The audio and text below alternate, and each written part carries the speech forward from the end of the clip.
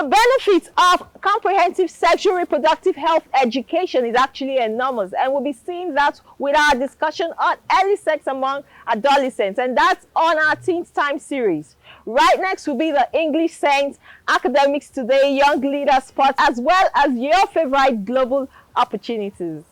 Hello and welcome to the Teenz Global Show. I am Ijoma TGF and I'm the awesome host for today. Remember to follow us on our social media handles at Teenz Global. Subscribe and like our YouTube videos at Teenz Global. Now it's time for us to head off to Teenz Time, and that will be right after the short break.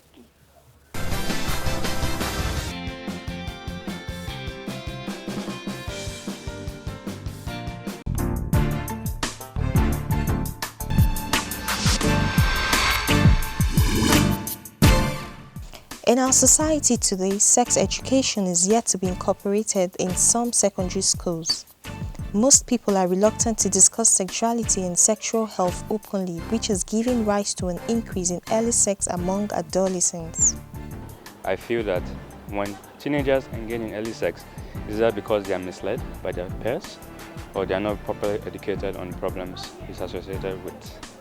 So I feel that it's not good for the future of this generation.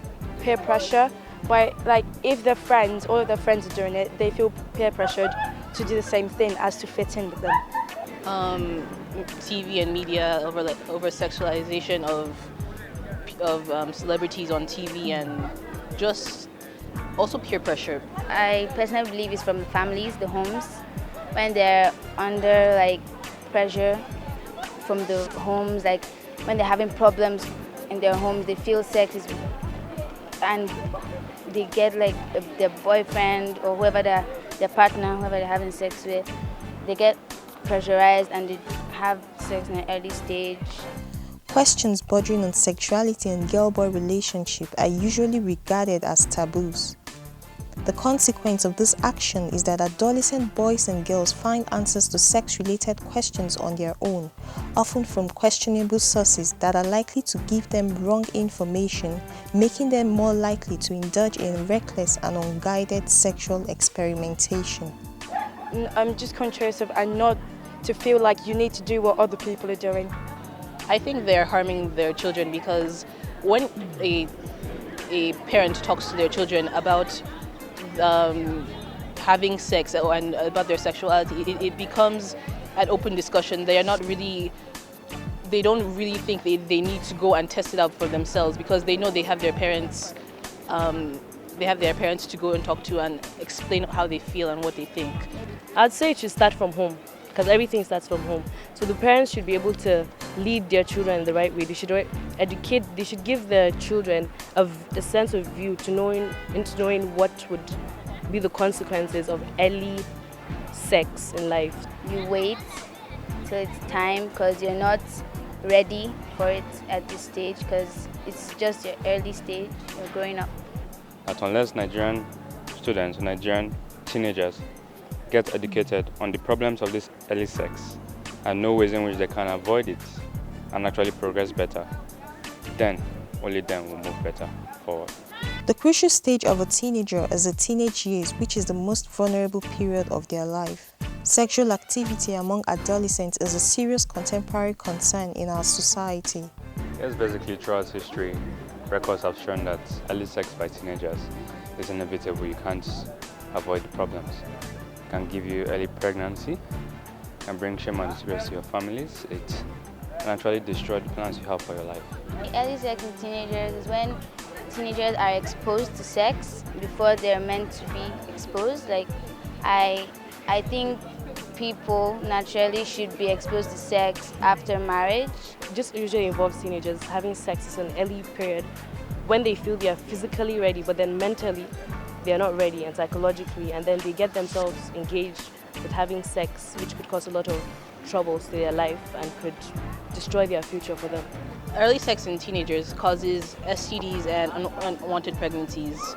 Early sex among adolescents increases risk of HIV infection and other sexually transmitted diseases, elevates rates of unplanned teenage pregnancy, reduces educational opportunities and poor economic outcome among the youth.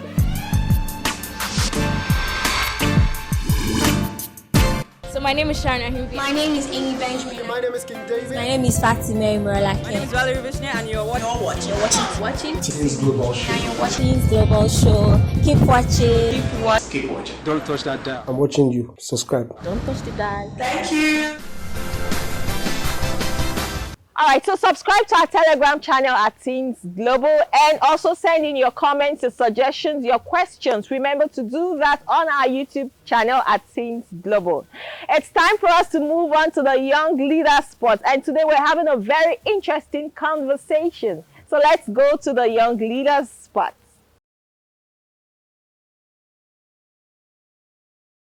I am Abuchimeko Mini. I'm a medical doctor. My name is Keke Fine.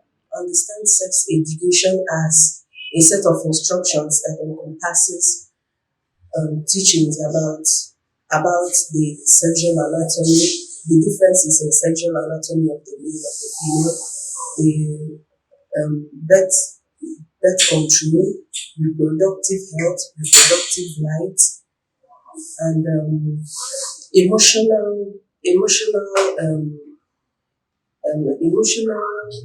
things surrounding sex as a whole. And there are about two types of sex education. We have the abstinence sex education and the all-encompassing, the comprehensive sex education. Most people practice the abstinence sex education, where after all they teach the people involved, they just tell them to abstain from sex after marriage. But the comprehensive sex education teaches you about your rights, your reproductive rights, also birth control, telling you that you own your body, you are at will to do what you want to do with your body, but then you also know the consequences of it. Sex education is the instructions tending to lay emphasis on emotion, sexuality, and responsibility. Most parents feel that sex education exposes the child to immorality. They believe that when the child gets to know of what is involved in sex, they believe that when the child gets to know about contraceptive, they can now use it at random.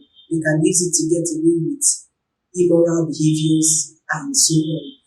But that is not really what it is. Parents shy away from sex education because they feel that the kids are too young to know what they don't supposed to know. So thereby they feel that they are giving out information to their kids when they are not supposed to know all those things. But they don't know that even if they don't give them those information, they can still go out and grab those information. And by then, it might be too late. And another thing is that they feel that the kids might, another problem they have is that they don't know the terms used while calling those private parts, and they tend to shy away from saying it. There are so many cultural beliefs that's found as sex education, but we shouldn't still shy away from those cultural beliefs because their parents supposed to still, that is where their parents comes in. Yes, their parents supposed to come in that aspect. Then tell them that this is not still good. So they shouldn't still stand on that cultural belief, because if they still stand on that cultural, that doesn't still make them not to grab the information elsewhere. The benefits of teaching sex education is you enlighten the child of the pros and cons of sex before marriage. Let me put it that way. You are telling the child what is involved. The child knows that if I do this, or the teenager or the adolescent, as the case may be, if I do this or I do that, this is what comes out of it. And of course, sex education starts from babyhood.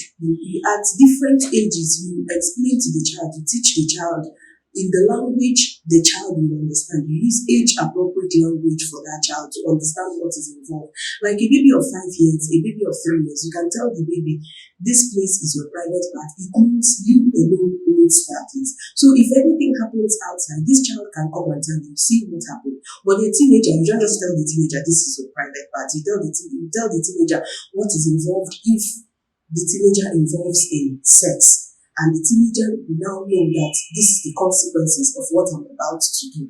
It's not just, the world is a free place. And what you don't tell this child, the child gets it outside. The child gets it from his or her peers, and it is more dangerous. It is more detrimental to that child. Some places in the state that have still teammates, they've not really gotten the information like to pass to their kids, especially in rural areas. So by so doing, the kids still tend to go out, getting unwanted pregnancy and a whole lot of them. So it's low. Sex education is low in the world. What's our advice, parents, our advice, anybody in charge of children, teenagers, adolescents, to start sex education as soon as possible? I have a friend who started sex education on her child as small as 3 years old, and she was able to tell her mom when a child of same age in their school wanted to practice what he was learning from his parents, because they stay in a one-room apartment. So you start as early as the baby can understand what you're saying, using age-appropriate language. You can also seek for help if you don't know what you tell the child, to make sure you don't damage that child's psychology concerning sex. You can also ask for help. You can ask professionals in that field, and they will put you through. My advice to parents is that no matter what, no matter how shy you are, you're still supposed to teach your kids sexual education, because if you didn't teach them, they will get it somewhere. And when they get it somewhere, the implication is too huge, because they can contract HIV,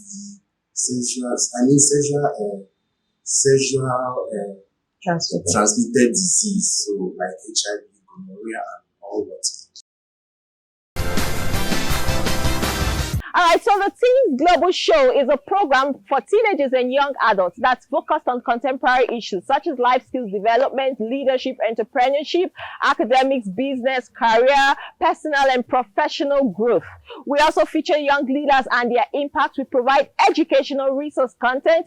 We talk about voters' rights and responsibilities, as well as informing you about global opportunities. And talking about global opportunities, let's see our top global opportunities for the week. This is Global Opportunities. Today on Global Opportunities, we're bringing you lots of opportunities from all around the world, and we're starting with the International Women's Forum Leadership Foundation's Fellows Program for 2021/2022 for women leaders worldwide. The application deadline is June 1st, 2021, and the link is on the screen. Right next is the African Leadership Group Early Graduate Program 2021, and this is for young African graduates. So you should take advantage of this and apply for this opportunity. The application deadline is May 21st, 2021. Another exciting opportunity is the Facebook Community Accelerator Program 2021 for community leaders. And guess what? We have 50,000 USD in funding that's available for you to get. Now, the application deadline for this Community Accelerator Program is May 31st, 2021. Another opportunity we have is the University of Pretoria Mastercard Foundation Scholars Program 2021, and this is for a fully funded master's study in South Africa. So if you are an African, a Nigerian, put in your application. The application deadline is October 31st, 2021. And finally, on our list for today is the United Nations Alliance of Civilization / BMW Group Intercultural Innovation Award 2021. And the prize up for grabs is $200,000 US. The application deadline for this opportunity is May 27th, 2021. Start applying now, and this is the much we can take on global And don't forget, you can reach out to us for guides or more details on these global opportunities. Remember to follow us on all social media handles at Teenz Global for participation, sponsorships, and advert placement. Reach out to us with the details on your screen. This is the much we have on global opportunities.